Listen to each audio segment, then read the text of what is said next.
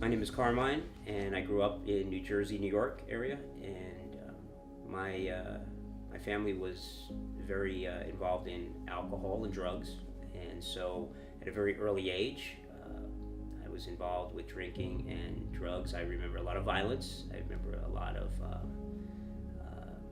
screaming, yelling, and which sort of had me move in a direction of living in fear and insecurity. I also began to drink at an early age, probably around 11 or 12. That sort of helped me to feel like I was safe, I guess, I belonged and had a feeling of control. It also kept me from really getting intimate with other people and letting them know who I really was and forming healthy relationships. And I knew I had a big problem using drugs, cocaine, and alcohol. And I thought the military would be a good option to stop. So went to the Navy at 18, and at the age of 22, I got out, and I found that I picked up right where I left off. I started drinking and using drugs again. I started to get immersed in it to the point where I needed more, and I started selling. I started selling the drugs, and I started putting myself around people I never thought I would. It was just continuing to spiral out of control.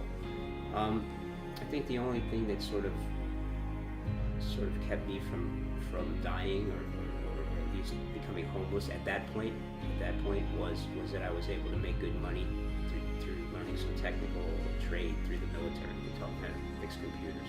So when I was sober, the periods I made good money, but then I would lose the job, go out and use drugs for a period of time. It would just resurface again and again. So it just became a really vicious cycle of staying sober for a short time, falling back into drugs and alcohol again. So eventually my body started to break down is what happened. I had a massive heart attack at the age of 36. I ended up in a coma in the hospital. And I promised myself I was never going to use drugs again, that was it. And I swore to my family that I was done, and I really believed I was done. And I was certain, there was a sense of relief that I had a heart attack, and I knew that was it, that's all I needed, and there was no reason to continue because I had run that out, and I was certainly finished at this point. I couldn't stop myself from falling back into it again. I couldn't believe that after a heart attack and being in a coma and them having to bring me back from the dead, basically, I flatlined, that I would do something like that again. And I just figured I was going to die in this disease, and that was it. And I just continued to go down that road, and I contracted liver cancer or hepatitis C. I had a second heart attack. They put heart stents in, and I just could not stop.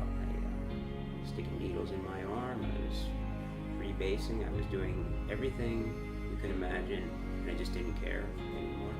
At some point, I remember saying that to myself that I have to give God a chance. It's the only thing I haven't tried was to really be all in and give Him my life. So I ended up moving back from the East Coast back to California, and what happened was I was living with a girlfriend, and my drug use was out of control, and there was a church that was very close by on the corner, and I went to a church. It was Tuesday night, I think, and I listened to the study, only to run up to the pastor after it, so desperate for help, and I asked him to please help me. I needed help. I was addicted to drugs and alcohol, and asked if he had some guys I could meet with, and he introduced me to a group of guys in a recovery that were meeting. I went to the meeting, and I saw something different.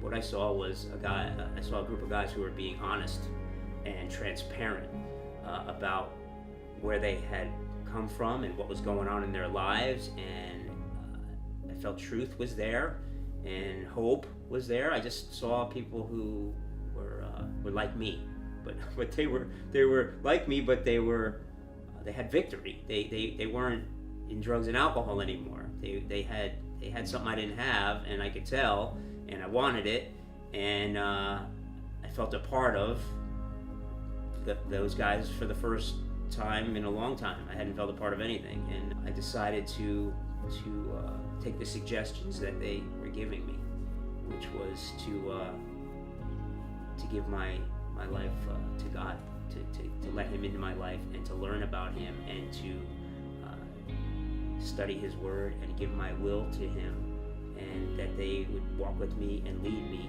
And being in the place I was willing to do it, probably for the first time in my life. Just didn't think it was for me, thought that I was stronger than that, thought that I was that I could stop or change when I wanted to. But I think God, looking back, God allowed me to get to the point where there were no other options. And I'm happy about that there were no other options, because I see that looking back, the experiences that were so horrible, so detrimental at the time, they're useful to guys that are struggling with drugs and alcohol and dying in that disease and bound up in something they don't understand, and that the true answer and way out is Jesus Christ. It's the ministry of recovery where Christ is centered, and the men come around you and work with you, and then you become part of a brotherhood, and it's real, and I wouldn't have it any other way.